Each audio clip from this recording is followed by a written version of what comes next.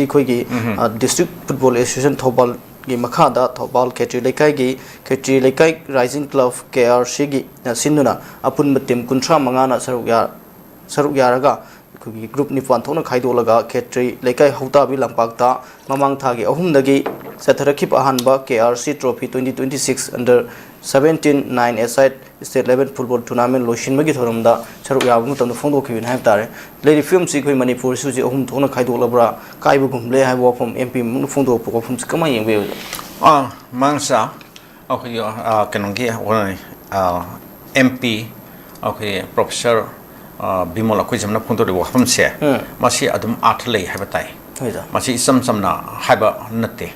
ꯃꯍꯥꯛꯁꯨ ꯌꯥꯝ ꯀꯨꯞꯅ ꯌꯦꯡꯂꯕ ꯃꯇꯨꯡꯗ ꯂꯩꯔꯤꯕ ꯐꯤꯂꯝꯁꯤꯡꯁꯦ ꯀꯨꯞꯅ ꯌꯦꯡꯂꯕ ꯃꯇꯨꯡꯗ ꯃꯍꯥꯛꯀꯤ ꯄꯤꯔꯛꯄ ꯃꯍꯥꯛꯀꯤ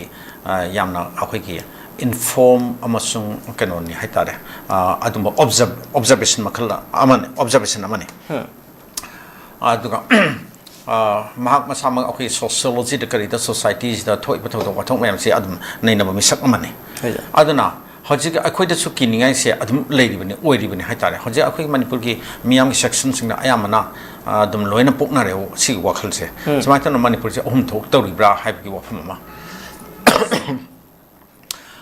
asomdana akhoi chin ko ki jogi wafam on lekre adigi somda mung keno ki akhoi ki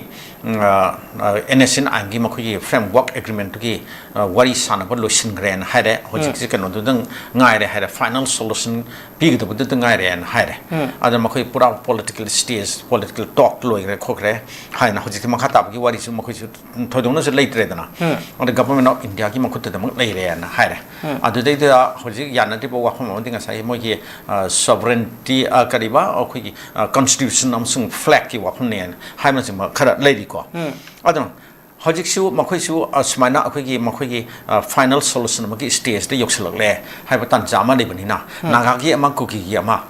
leigra di akhoi maitei gi ti adum ta hore tongana adum lei ja hore haba pot smaina ohum thok ta dibra haiba wafam sine ba hojik mayam na yamna alarming oina khanariba amsung keno se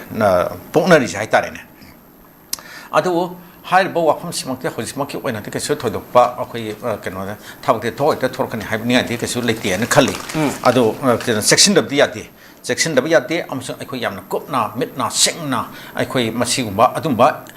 karima thorok pataragati madu thoroktana ba akhoi mayok na hoba thengna hoba akhoi gi loina ma akhoi gi leijaba resource pon sinna dana thengna hoba se masi tai phadaba amani na ai haijaninge mangsa aduna adaki kenoda sumaina learning tanjasida akhoi kenosi hojik akhoi manipur se hekta khudakta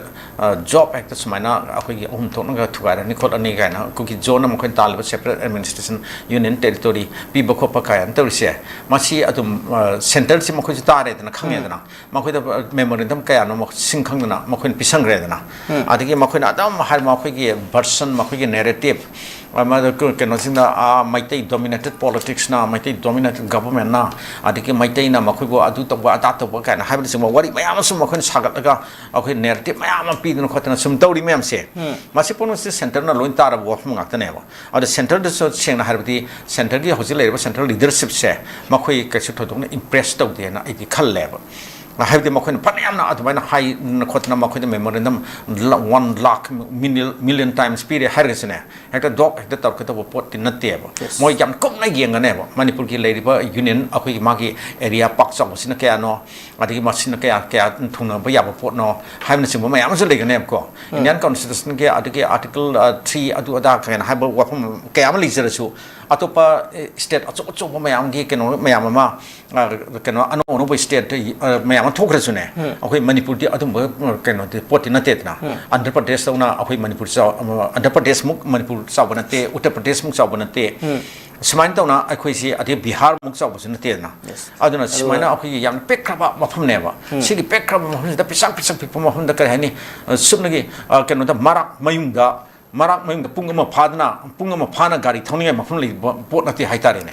hoji akhoi manipur imphal jibo keno ti nongpok ta nong chu bo sat se ba gari thau se ba se andro da kina phayeng bo sat se ba kangsu singkhong mo thau se ba pungama chang ra ba se kilometer kya no base natra adigi among awang dagi na semai kangla tong bidagi na kano bogo akoi ki phogak chau ikhai bisnupur ki kano se churasanpur ki border ni ka na haizaro ne ado ahri mo hun do thau da se kayam sang du na bo pung amam khai pha ga dra bo pung ama kano khaktani na kilometer se adu yam na sang po na te sida is the kamai to na state ma sem by union territory ma sem ko pagai asim ki question ma am se lai adu ki smata adu punung lo to ko adu ti kano ne arai bo wani akoi prithvi da bati seng na har ti pisa pa kano ye sovereign country mayam ma lai ka na mayam lon pu thona ka ne ba globe the world map ta karida adu na wapham ma oi ro aduga manipur ti kamai to na india da pun gi no hai ba akoi merger agreement sign to ki matam adu ki matam da manipur ki lai ri port se kari no ka se masi khang ga dong ne hai tare ne ada akoi di manipur di pura historical oi ba kari kara lai ba adu mayam ma lai gre se ma port mayam se masi mayam se address to na hek ta dog hek ta ma khoi na thong na thugai ka ngai du di ma du di kaisu ma du thajadi hai tare aduna ngarang mo ta jo akoi ki aina ho phung tok se wa kham simak kano ki ngarang akoi ki ikai khumna cheri ba akoi ki hana ki unel ki chairman kano rk megena man so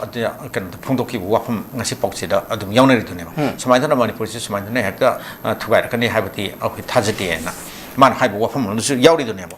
aduna simba mayam am lai adu ki potu lai banana akoi kano da adum oinmak adu admaina lecture hargasune aikoina section da sungya ya debo aduna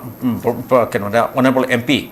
professor bimol akoi jona phondole homse machu mangon kan san ma poktana ka alama ma poksa dana mangon su kare hani mi pai bam poktana aduma phimom na patarati haidana machu keno har pare haba aduna harbse maduna aikoi purum se lona minna singna bani haitare ne aduna aikoi se minna singna lerga aikona lokhat pa ya ba aikoi precautionary step mayama measure mayama lokhat ahorga aikoi madu me thau to in case kai ma thoke haina to leipatar ka chu thon dana ba thingna na ba adu mi tharang mayam to paikhat na ma ki wa pham ne na ai adu man than